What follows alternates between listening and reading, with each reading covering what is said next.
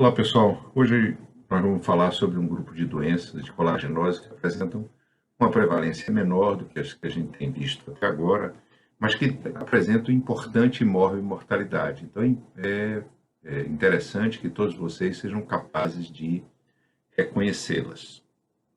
Como sempre, a gente tem muito assunto aqui para ver, nosso foco vai ser no reconhecimento e no diagnóstico das condições. Nós não vamos lidar hoje com a parte de tratamento.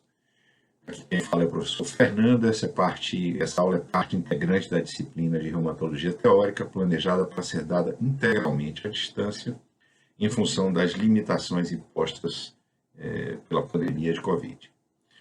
Bom, pessoal, essa tabela aqui mostra qual é a prevalência relativa em cada uma das colagenoses em serviços terciários, em serviços especializados de reumatologia, e em levantamentos foram feitos na Alemanha, na Holanda e no Irã.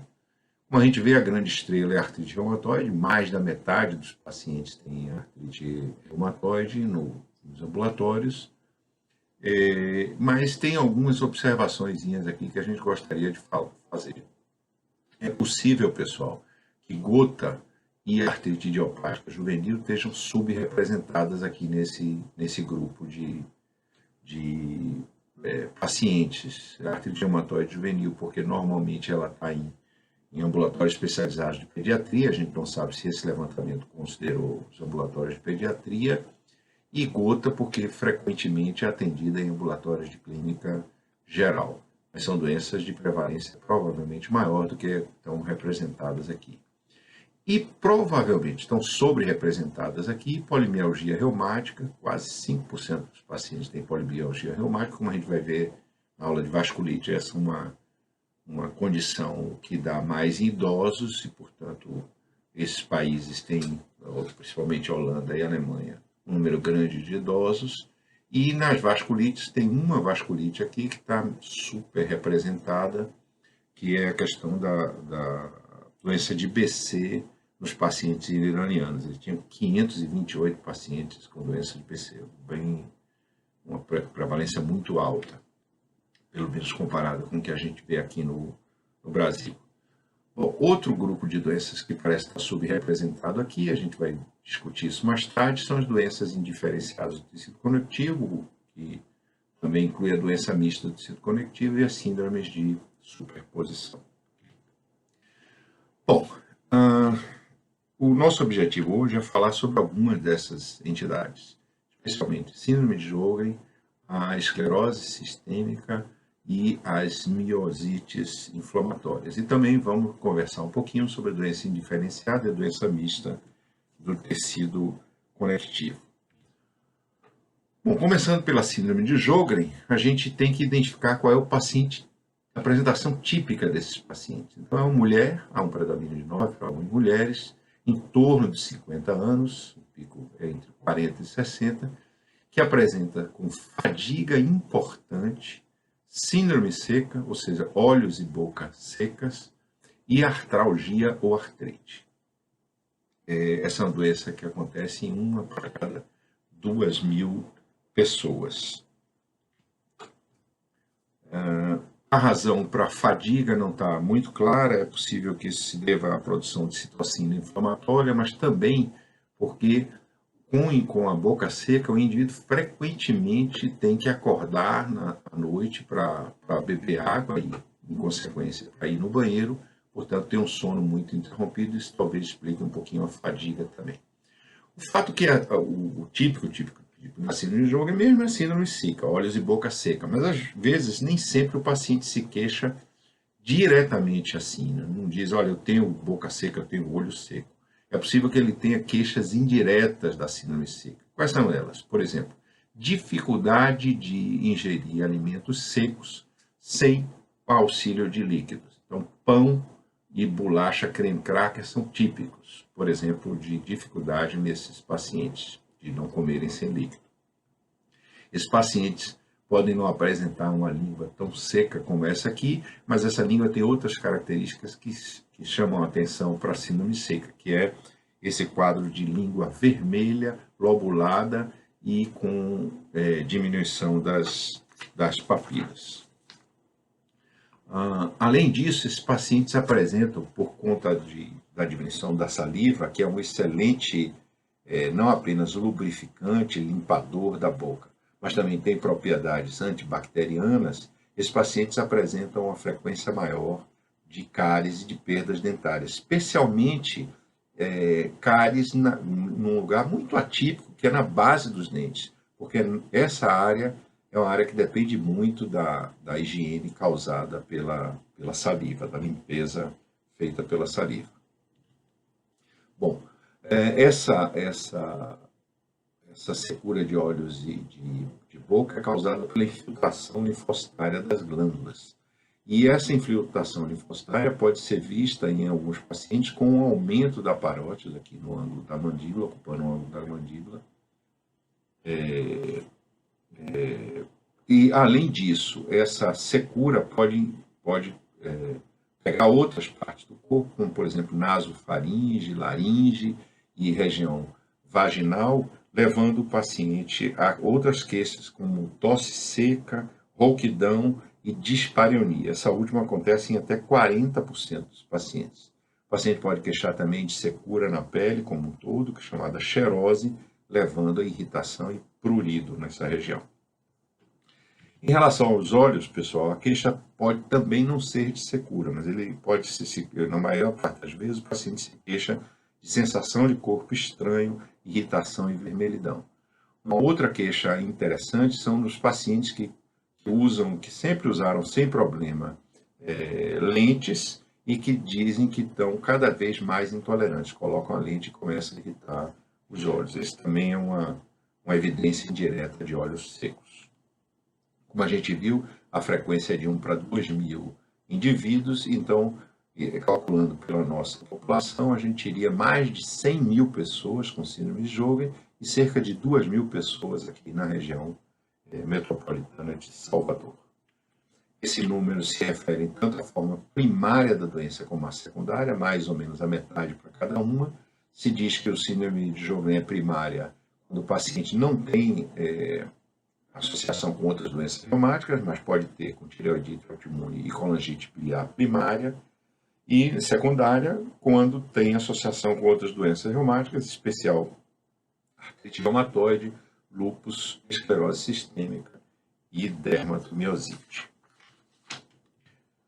Bom, frente a esse paciente típico, pessoal, mulher com síndrome seca, fadiga, artrite, artralgia, é importante saber que existem algumas situações comuns que podem mimetizar esse quadro. Por exemplo, síndrome seca é comum em idosos, em até 1/3 dos idosos.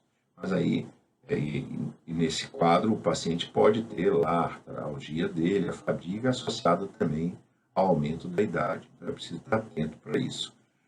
O uso de várias drogas pode levar à xerostomia e a fibromialgia pode estar associada também com fadiga, frequentemente está, inclusive, com fadiga e artralgia, mas nesses casos é menos comum que a gente encontre olhos e boca seca.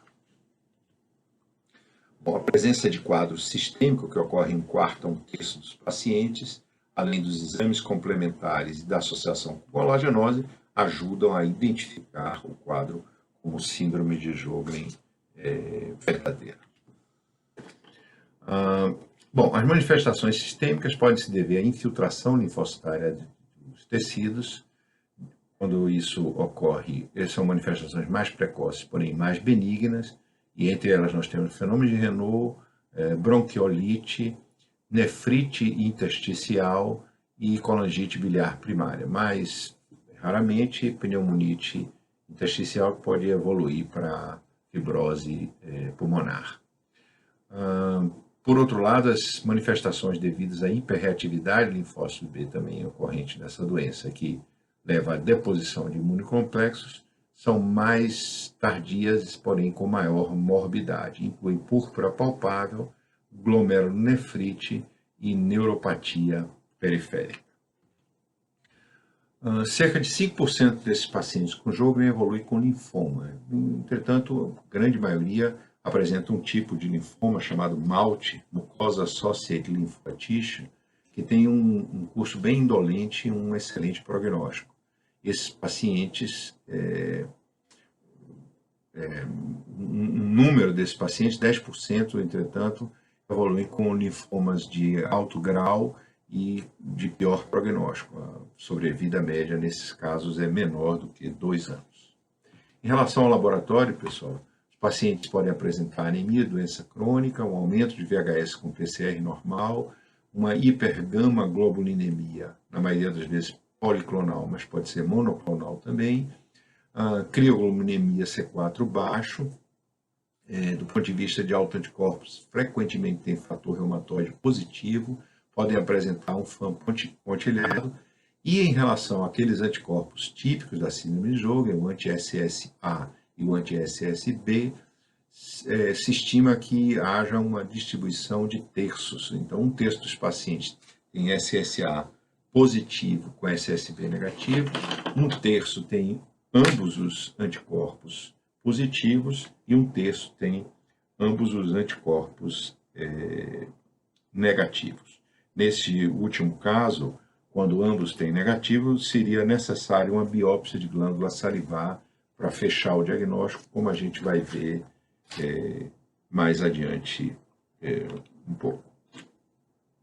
Bom, existem outros testes diagnósticos, a cialometria, que é um teste razoavelmente simples, mas necessita de um estomatologista com experiência para fazer o teste. A cintilografia e a cialografia parótida já foram muito realizadas, mas têm baixa reprodutibilidade, a tendência é não fazê-las. O teste de Schirmer, que é um teste de escala de umidificação de um papel filtro para ver a produção de lágrima, o índice de tingimento ocular e, por último, a biópsia labial são importantes para os critérios diagnósticos. Os critérios diagnósticos mais recentes são aqueles do Colégio Americano e da EULAR, da Liga Europeia, e foram estabelecidos em 2016. Baseado num score, um score diferenciado, quando o indivíduo faz 4 pontos, ele pode ser classificado como portador da síndrome de Sjögren. Então, biópsia de glândula salivar com um determinado critério, se tiver presente, são 3 pontos, a presença de anti-SSA, 3 pontos, teste do tingimento ocular, de novo, atingindo um determinado grau, 1 ponto, teste de Schirmer também 1 ponto, e fluxo salivar abaixo de 0,1 milímetro por minuto, também 1 ponto. Então, no final das contas, ainda que ele tenha esses 3, é necessário ter ou o anti-SSA positivo ou realizar a biópsia de glândula salivar. Bom, são critérios de exclusão para a síndrome de Sjögren, o histórico de tratamento de radiação em cabeça e pescoço, infecção ativa por hepatite C, com PCR positivo, uma síndrome de imunodeficiência adquirida, sarcoidose, amiloidose, doença enxerto versus hospedeiro e doença relacionada ao IgG4, todas elas são mimetizadoras da síndrome de Sjögren. Como a gente disse, a gente não vai falar sobre tratamento, mas vai disponibilizar lá no Moodle as recomendações para o tratamento da síndrome de Sjögren, recomendações brasileiras, portanto em português, maior acessibilidade aí para todos. A próxima doença que nós vamos ver, pessoal, é a esclerodermia. Esclero significa duro e derma significa pele. Ou seja, nesses pacientes ocorre um endurecimento e aderência da pele que dificulta ou mesmo impossibilita o pinçamento dela. Existe uma forma localizada, que não apresenta quadro sistêmico, ou apresenta um quadro sistêmico muito limitado. Essa forma diz mais respeito ao dermatologista. Existe também uma série de patologias que são mimetizadoras do quadro de esclerodermia, são diversas áreas, mas o que nos interessa aqui em reumatologia são a esclerodermia sistêmica e as síndromes mistas, quando ela faz parte de outras doenças. A esclerodermia sistêmica, por sua vez, pode ser classificada como cutânea limitada, que é aquela que o indivíduo apresenta quadro distal ao pescoço, distal aos cotovelos e distal aos joelhos. Pode ser a cutânea difusa, que aí envolve tórax, envolve abdômen e coxas. E pode ser cineescleroderma, quando o indivíduo apresenta o quadro sistêmico da esclerodermia, porém sem manifestações na pele.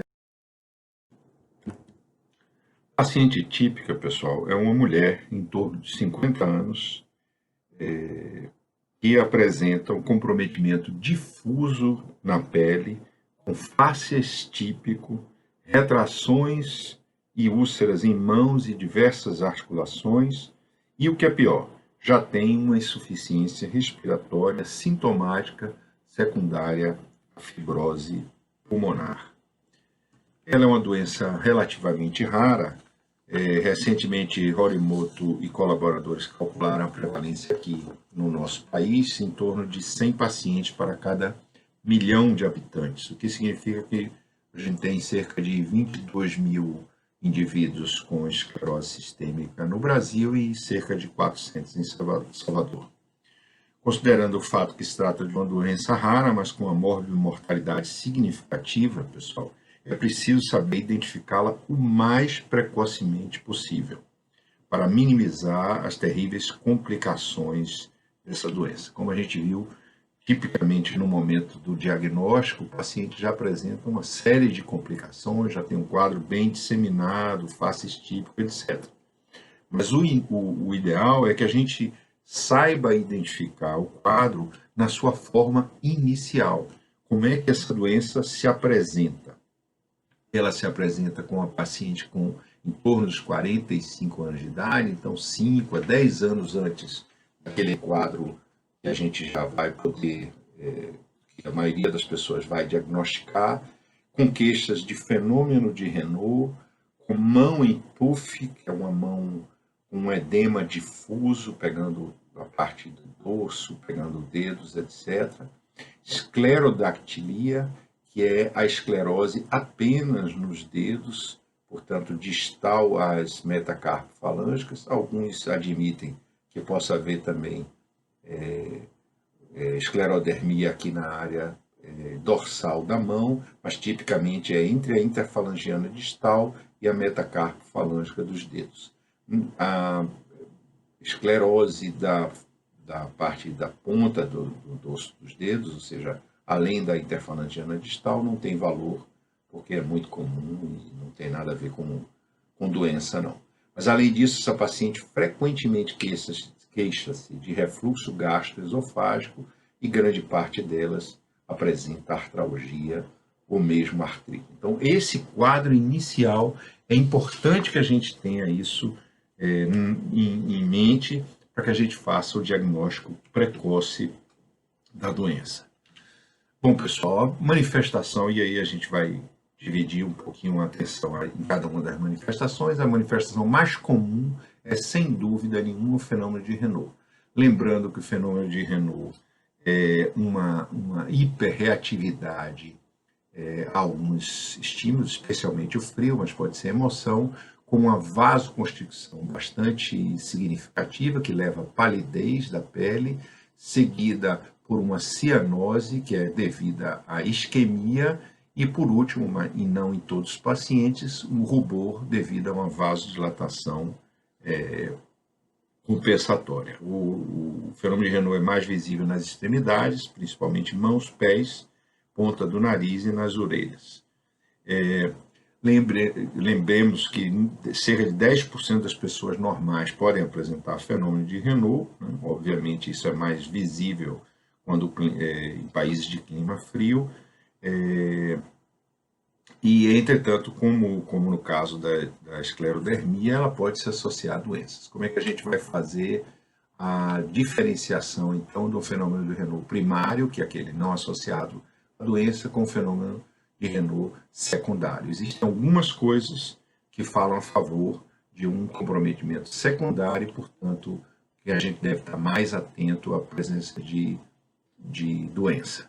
A dor durante o fenômeno, isso não é comum quando é o quadro primário. Lesões em polpas digitais podem ser bem discretas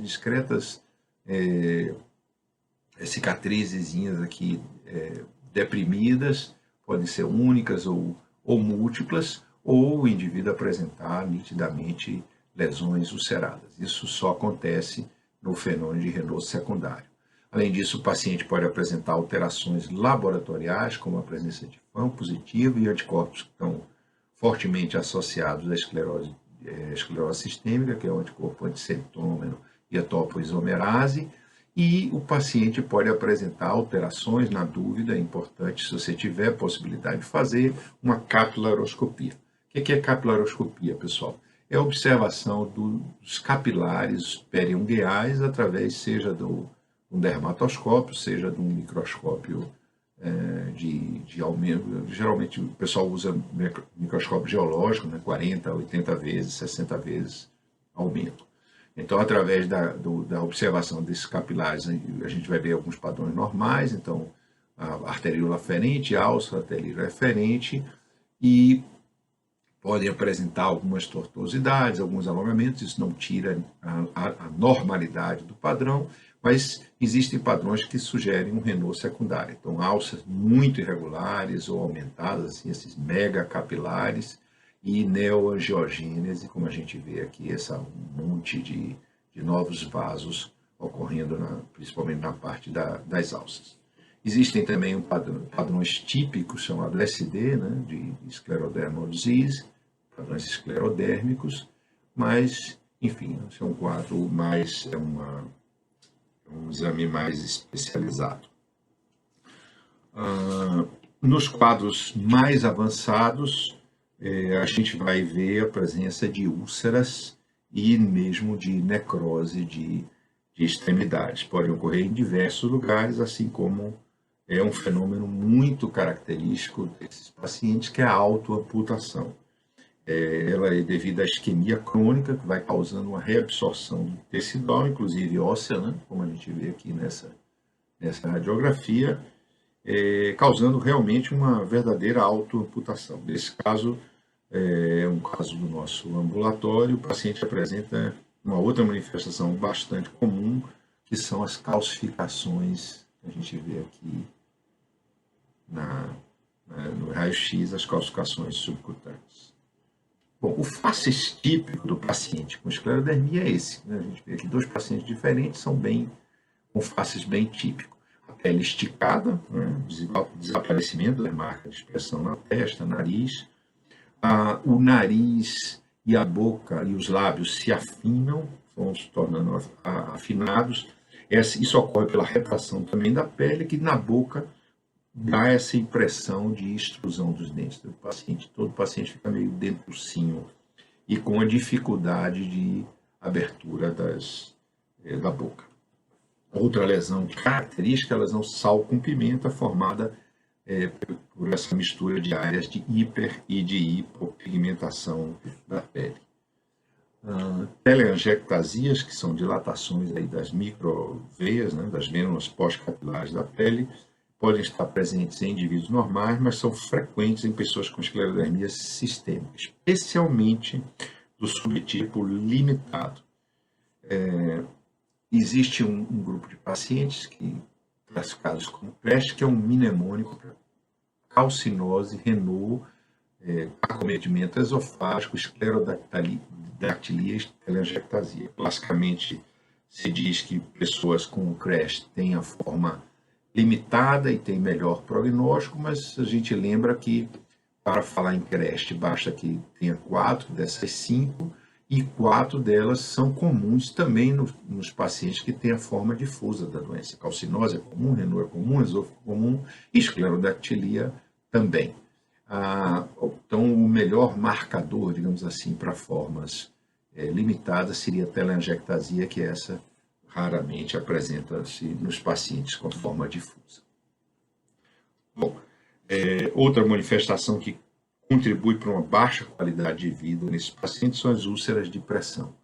Então, elas ocorrem porque existem traumas em regiões muito esticadas da pele. Então, a típica é cotovelo, mas a gente pode ver aqui toda a proeminência óssea aqui pode dar vez para o aparecimento de úlceras. São diferentes das úlceras das polpas, essas úlceras são devidas à isquemia, né? E são diferentes também daquelas causadas pela presença de calcinose, que dão um misto aqui de isquemia local com também úlcera de pressão. Bom, existem outras manifestações que são comuns nos pacientes. Então, entre as manifestações musculoesqueléticas, quase a totalidade dos pacientes apresentam artralgia, um número frequente apresentará contratura articular, com aquela mão em garra, e a presença de sinovite é mais rara, ocorrendo em 16% dos pacientes. Comprometimento renal, algum nível de comprometimento funcional renal assintomático ocorre em um grande número de pacientes. Insuficiência renal é menos frequente, e alguns pacientes apresentam um quadro, principalmente pacientes da forma difusa, uma complicação chamada crise renal esclerodérmica. Ela pode acontecer em pacientes que estão aparentemente estáveis e abruptamente desenvolvem um quadro de hipertensão maligna, atingindo vários órgãos-alvo. O paciente pode apresentar cefaleia, distúrbio visual, convulsão, ICC, pericardite, anemia microangiopática, trombocitopenia e falência renal, que se desenvolve muito rapidamente. Outra manifestação, outro aparelho frequentemente acometido na esclerodermia é o tubo gastrointestinal. Um grande número de pacientes, isso se deve à redução de velocidade do trânsito do tubo gastrointestinal associado com áreas de fibrose. Isso leva a uma disfagia, é frequente a esofagite, alguns pacientes evoluem para o esôfago de Barré, portanto tem uma maior probabilidade de transformação maligna nessa área. Doença do refluxo gastroesofágico é bastante comum, aliás, chamando a atenção que aqui o tamanho das letras indica a frequência de cada uma dessas manifestações. Mais tardiamente, o paciente pode apresentar gastroparesia, que é uma redução muito significativa do trânsito no estômago, levando a um quadro de saciedade precoce, pode levar a náuseas ou mesmo vômitos, e que junto com o quadro de redução do trânsito gastrointestinal pode levar a um emagrecimento, chegando aí nos quadros mais graves a uma caquexia esclerodérmica.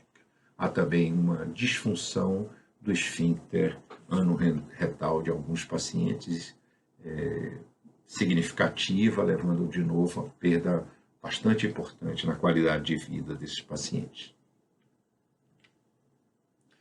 Bom, o quadro sistêmico mais importante da esclerose sistêmica, aquele para o qual a gente deve dar todos os nossos esforços terapêuticos, é o quadro pulmonar. Então, o paciente pode se manifestar com doença intersticial pulmonar, geralmente ele apresenta dispneia, esforços, depois progressiva até os mínimos esforços, tosse seca, pode apresentar hipoxemia, hemoptise, crepitus em base.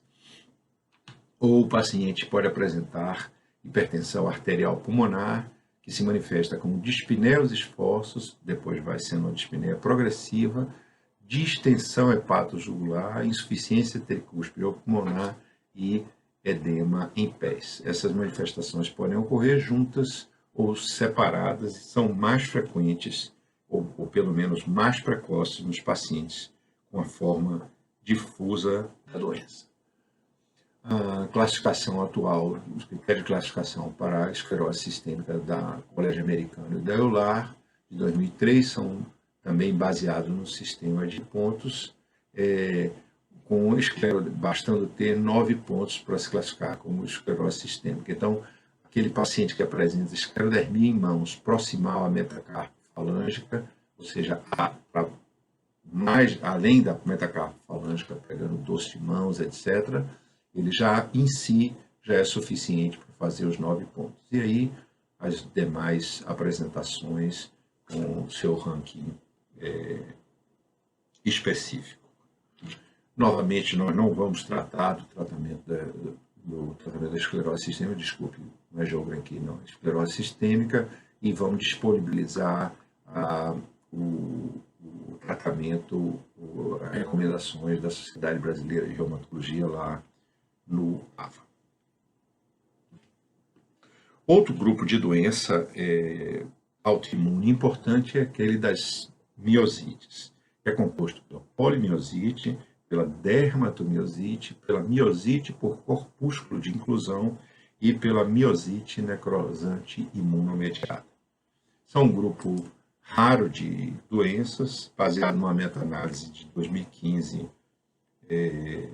se estima uma prevalência de cerca de 14 casos por 100 mil habitantes, o que dá menos de 30 mil casos no Brasil e cerca de 500 casos em Salvador, isso considerando todas as formas de miosites inflamatórias aqui, não apenas aquelas mais clássicas da colagenose, polimiosite e dermatomiosite.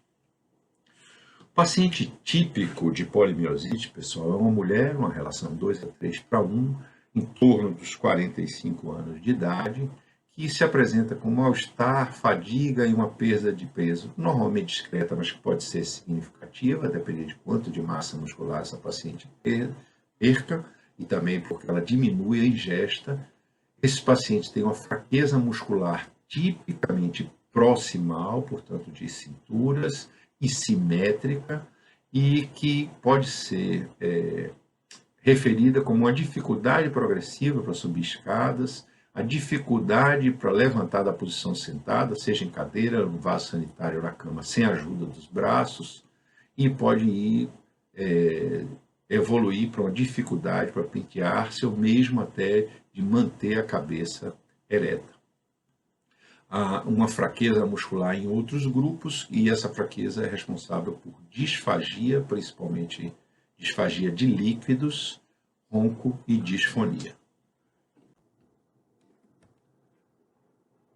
Bom, pessoal, já o quadro típico de dermatomiosite é o de uma paciente mulher, em torno de 55 anos de idade, portanto um pouquinho mais velha do que o quadro típico de polimiosite, que além das manifestações musculares, apresenta essas manifestações bastante típicas, até consideradas por alguns patognomônicas, que são o heliotropo, que é o eritema, o quadro de eritema violáceo em pálpebras, que podem estar também edemaciadas, e as pápulas ou sinal de Gottron, que são essas lesões eritematosas, descamativas, na face dorsal de articulações, principalmente das mãos. Alguns pacientes apresentam um quadro atípico. O quadro inicia-se numa fase mais tardia, com um quadro que, ao invés de simétrico, é mais assimétrico e mais lento, e apresenta uma fraqueza muscular também distal, que é muito incomum na polimiosite, uma má resposta, uma resposta pobre ao tratamento. Nesses casos, a possibilidade maior é que a gente esteja diante de um quadro de miosite por corpúsculos de inclusão, e aí vamos necessitar de uma biópsia de pele para ter certeza. Se, por outro lado, o quadro for agudo, especialmente com a história do uso de estatinas e sem quadro sistêmico, o diagnóstico mais provável seria o de miosite necrotizante imunomediada. O quadro sistêmico mais prevalente na polimiosite, na dermatomiosite clássicas, se constitui da presença de fenômeno de Renault, artrite, pneumonia aspirativa, doença intersticial pulmonar e arritmias. Os critérios de classificação da EULAR ACR se baseiam no sistema de pontos contados a partir do fato de dispormos ou não da biópsia muscular. O score encontrado é então utilizado numa fórmula que calcula a probabilidade de estarmos diante de uma miopatia inflamatória idiopática. Uma forma mais prática de chegar a isso é acessando esse site, onde a gente vai respondendo as questões, que na verdade são os critérios, e ele calcula qual é a probabilidade. Novamente, nós não vamos falar de tratamento, mas disponibilizaremos um protocolo nacional em português para todos. Como vimos hoje, pessoal, em algumas aulas precedentes, esses sintomas são comuns a diversas doenças reumáticas. Porém, Algumas vezes, embora não seja claro que o paciente tem uma colagenose, ele não preenche os critérios de classificação de nenhuma delas. Alguns reumatologistas, com alguma razão, argumentam que os critérios de classificação foram criados para uniformizar as pesquisas, eles não precisam limitar o diagnóstico do médico. Com esse argumento e com a ideia de que esses quadros indeterminados, mais cedo ou mais tarde, vai preencher critérios de lúpus ou doença mista, eles preferem diagnosticar e tratar esse paciente como lúpus ou doença mista, ou doença mista, perdão. Outros, entre os quais eu me incluo, preferem utilizar os critérios de classificação realmente como critérios diagnósticos e, portanto, não diagnosticar ninguém que não atenda ao critério.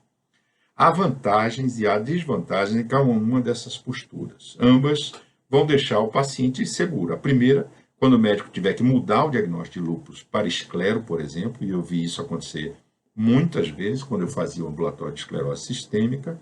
E na segunda hipótese, pode não ser confortável para o paciente ter um diagnóstico de quadro indefinido. O fato é que esses pacientes não atendem a nenhum critério. E, de fato, por outro lado, podem atender a um critério que é um critério de inclusão num quadro de doença indeterminada do tecido conectivo. Esse critério estabelecido por esse grupo italiano fala na classificação de DITC quando existem sinais e sintomas de colagenose que não preenchem critérios para outras doenças.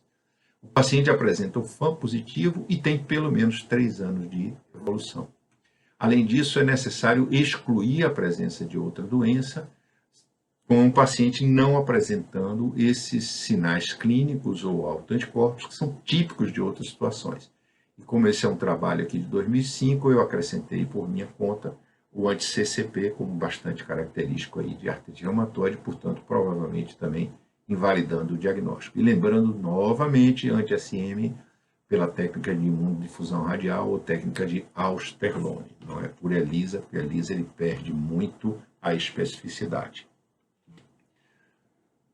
Bom, ao contrário da impressão geral, as evidências mostram que apenas uma minoria de pacientes evolui para alguma doença reumática, seja ela o que for, lúpus, artrite reumatoide, doença mista, seja lá o que for. Cerca de 70% permanecerão como doença indeterminada do tecido conectivo. Então, por isso eu, pessoalmente, defendo que pacientes sem critérios diagnósticos, mas que atendam aos critérios de doença indeterminada, sejam chamados de doença indeterminada do tecido conectivo e não lúpus ou colagenose, enfim, qualquer outra coisa do gênero. Em relação à doença mista, pessoal, existem vários critérios para classificação de doença mista do tecido conectivo. Esse trabalho aqui fez uma comparação dos critérios e determinou que o que melhor identifica a doença mista é o critério de Alarcón e Segovia, de 1987. Lembrando que esse critério, que inclui um anti-RNP igual ou maior a 1/600, e a presença de 3 ou mais desses achados, tem uma sensibilidade baixa e uma especificidade apenas razoável. É importante, no final das contas, em pacientes que têm um diagnóstico, seja de doença indeterminada, seja de doença mista, estar atento para manifestações que podem ser preditoras da evolução. Então, alopécia, lesões discoides, serosite, FAM homogêneo, anti-SM, anti-DNA e anticardiolipina são preditores de evolução para lúpus e é importante estar atento para isso, porque o indivíduo pode desenvolver glomerulonefrite e insuficiência renal. Fenômeno de Renault e FAM centromérico são preditores de esclerodermia sistêmica e aí é preciso estar atento para a possibilidade de hipertensão pulmonar e fibrose. E, por último, anti-CCP como um critério preditor para artrite reumatoide e, portanto, para lesão osteolítica. Mais uma vez, agradeço aí a atenção de vocês e me disponibilizo para qualquer dúvida.